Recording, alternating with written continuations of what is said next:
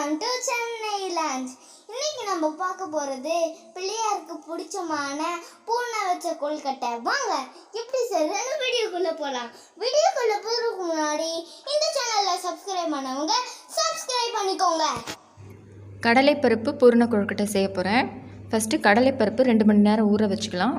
ஊற வச்சதை ஒரு விசில் எடுத்து வச்சுருக்கேன் வேக வச்சு. வெல்லம் தேவையான அளவு, தேங்காய் தேவையான அளவு. இப்போ ஒரு பேனில் ஃபஸ்ட்டு மாவை நல்லா வறுத்துக்கலாம். இது கடை மாவில் தான் செய்ய போகிறேன். 1 கப் அளவுக்கு எடுத்துக்கலாம். லேசாக வறுத்துக்கலாம். ஒரு ஃப்ரெண்டு கேட்டாங்க, கடை மாவில் பூரண கொழுக்கட்டை செஞ்சு காமிங்க எனக்கு, விரிசல் இல்லாமல் எப்படி செய்கிறதுன்ட்டு. அவங்களுக்காக இப்போ செஞ்சு காமிக்கிறேன். இப்போ வறுத்த மாவை நல்லா சலிச்சு எடுத்துக்கலாம். கடை மாவாக இருந்தாலும் சரி, நம்ம வீட்டிலே அரைச்ச மாவாக இருந்தாலும் சரி, லேசாக வறுத்துக்கிட்டு இந்த மாதிரி சலிச்சு எடுத்தால் தான் மாவு நல்லா விரிசல் இல்லாமல் நல்லா வரும், சாஃப்டாக. இப்போ நல்லா சலிச்சு எடுத்துருக்கேன். அதே மாதிரி ஒரு பேனில் 1 கப் மாவுக்கு 1.5 கப் தண்ணி ஊற்றிக்கலாம். பக்கத்துலேயே தண்ணி கொஞ்சம் வச்சுக்கலாம். ஏன்னா பத்தலைன்னா கொஞ்சமாக 1 டீஸ்பூன் அளவுக்கு ஊற்றி நம்ம கலந்துக்கலாம். இப்போது 1 டீஸ்பூன் அளவுக்கு நெய், கொஞ்சமாக உப்பு, ஒரு 1/4 டீஸ்பூன் அளவுக்கு உப்பு போட்டுக்கலாம். இப்போ ரெண்டுத்தையும் நல்லா கலந்து விட்டுடலாம். நெய், உப்பு. நெய் இல்லைன்னா நல்லெண்ணெய் கூட சேர்க்கலாம். நல்லெண்ணெய் 1 டீஸ்பூன் அளவுக்கு சேர்த்துக்கலாம். இப்போ நல்லா கொதி வந்ததுக்கப்புறமா மாவு கொஞ்சம் கொஞ்சமாக சேர்க்கணும். இப்போ மாவு ரொம்ப அதிகமாக சேர்க்கக்கூடாது, கொஞ்சம் கொஞ்சமாக சேர்த்து நல்லா கைவிடாமல் கலந்துக்கிட்டே இருக்கணும். அடுப்பை ஆஃப் பண்ணக்கூடாது, நல்லா கலந்து விட்டுட்டே இருங்க. எல்லா தண்ணியும் இழுத்துட்ருக்கு. இப்போ நல்லா கலந்து விட்டுட்டே இருங்க. இப்போ தண்ணி பத்தலைன்னா ஒரு 2 டீஸ்பூன் அளவுக்கு தண்ணி ஊற்றிக்கோங்க. அதிகமாக சேர்த்துட்டிங்கன்னா அப்புறம் மாவு சரியாக இருக்காது. இப்போ எனக்கு கரெக்டாக இருக்குது இந்த பதம். இப்போ அடுப்பை ஆஃப் பண்ணிவிட்டு டக்குன்னு ஒரு தட்டில் மாற்றிக்கலாம். ஸ்டவ்லேயே நம்ம வச்சிட்டோம்னா காஞ்சி போயிடும் அடியில். நம்ம டக்குன்னு ஒரு பாத்திரத்தில் மாற்றி வச்சிடலாம். ஒரு ஈரத்துணியில் மேல் மாவை நல்லா காற்று புகாத மாதிரி நல்லா மூடி வச்சிடலாம்.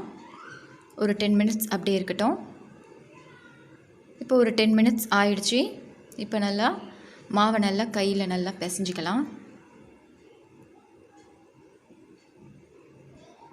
லேசாக சூடாக இருக்குது, நல்லா பிசைஞ்சிக்கலாம். இப்போது கை விடாமல்.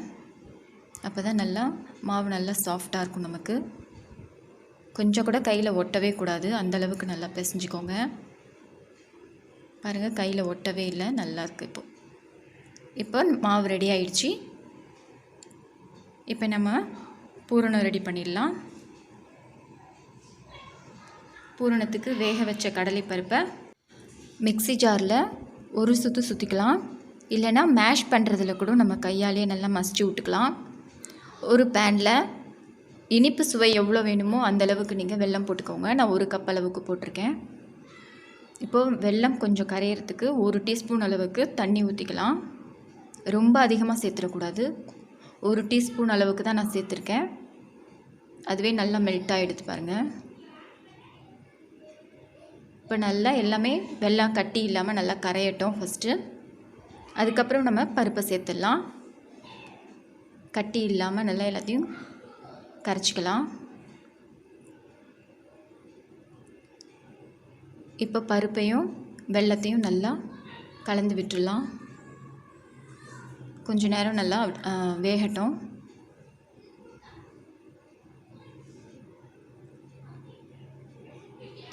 இதிலே பாசிப்பருப்பு கூட நம்ம சேர்க்கலாம். கடலை பருப்புக்கு பதில் பாசிப்பருப்பு இதே மாதிரி தான் நம்ம செய்யணும். அதுவும் டேஸ்ட்டாக இருக்கும். இப்போ ஏலக்காய் நசுக்கி வச்சுருக்கேன், 3 ஏலக்காவை, அதையும் கொஞ்சம் போட்டுக்கலாம். இப்போது தேங்காய் எந்த அளவுக்கு உங்களுக்கு வேணுமோ அந்த அளவுக்கு போட்டுக்கோங்க. 3 டீஸ்பூன் அளவுக்கு நான் போட்டிருக்கேன் தேங்காயை. இப்போது ஈரம் இல்லாமல் இருக்கணும், அந்தளவுக்கு ட்ரை ஆக்கிடுங்க. அப்போ தான் பூரணம் வைக்கிறதுக்கு சரியாக இருக்கும். 1 டீஸ்பூன் அளவுக்கு நெய் போட்டுக்கலாம். இப்போ அடுப்புலையே அப்படியே இருக்கட்டும், நல்லா ட்ரை ஆகட்டும்.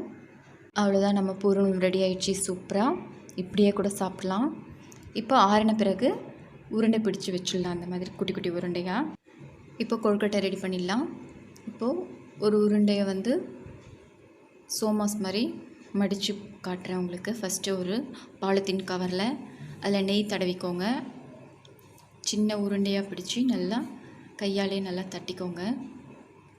நல்லா ரவுண்டாக வரத்துக்கு இந்த மாதிரி மூடி இல்லைன்னா டிஃபன் பாக்ஸ் மூடி மாதிரி ஏதாவது இருந்தால் போட்டு அழுத்திக்கலாம். அழகாக ஷேப் வரணுங்கிறதுக்காக இந்த மாதிரி பண்ணுறேன். இப்போது சென்டரில் பூரணத்தை வச்சு அப்படியே மடிச்சிடலாம். சூப்பராக ரெடி ஆயிடுச்சு. இந்த ஷேப்பு செமையாக ரெடி ஆயிடுச்சு. இப்போது கையிலேயே பண்ணிடலாம். இந்த மாதிரி எல்லாத்தையும் எந்த ஷேப் வேணுமோ உங்களுக்கு அந்த ஷேப் அளவுக்கு நம்ம ரெடி பண்ணிக்கலாம். இப்போ மோதகமும் அதே மாதிரி தான் நல்லா ஷேப் பண்ணிக்கலாம், ரவுண்டாக வர மாதிரி. இப்போ சென்டரில் நம்ம பூரணத்தை வச்சிடலாம். இப்போ அழகாக மோதகம் பிடிக்கிற மாதிரி கார்னராக இந்த மாதிரி பண்ணிக்கோங்க. இந்த மாதிரி பால் மாதிரி சுருட்டிக்கோங்க. சூப்பராக ரெடி ஆயிடுச்சு. இந்த மாதிரி நான் இப்போ மோல்டுலேயும் செஞ்சு காமிக்கிறேன்.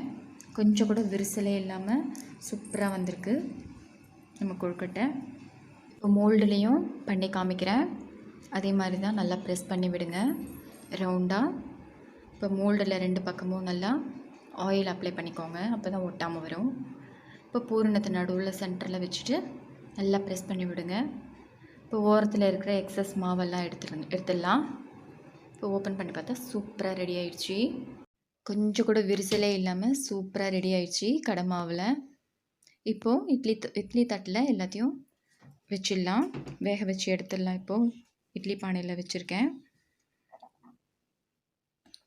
வேக வச்சு எடுத்துடலாம். இப்போ வெந்துருச்சான்னு பார்த்துடலாம். சூப்பராக ரெடி ஆயிடுச்சு, கொஞ்சம் கூட விரிசலே இல்லை. நீங்களும் இதே மாதிரி வீட்டில் ட்ரை பண்ணி பாருங்கள். இந்த விநாயகர் சதுர்த்திக்கு இந்த மாதிரி வீட்டில் ட்ரை பண்ணி பார்த்துட்டு எனக்கு கமெண்ட் சொல்லுங்கள். கொஞ்சம் கூட விரிசலே இல்லாமல் செம்மையாக ரெடி ஆயிடுச்சு. இப்போ நான் உடச்சி காமிக்கிறேன் பாருங்கள். செம்மையாக இருக்குது, பார்க்கவே சாப்பிடணும் போல் இருக்குது. நீங்களும் வீட்டில் ட்ரை பண்ணி பாருங்கள்.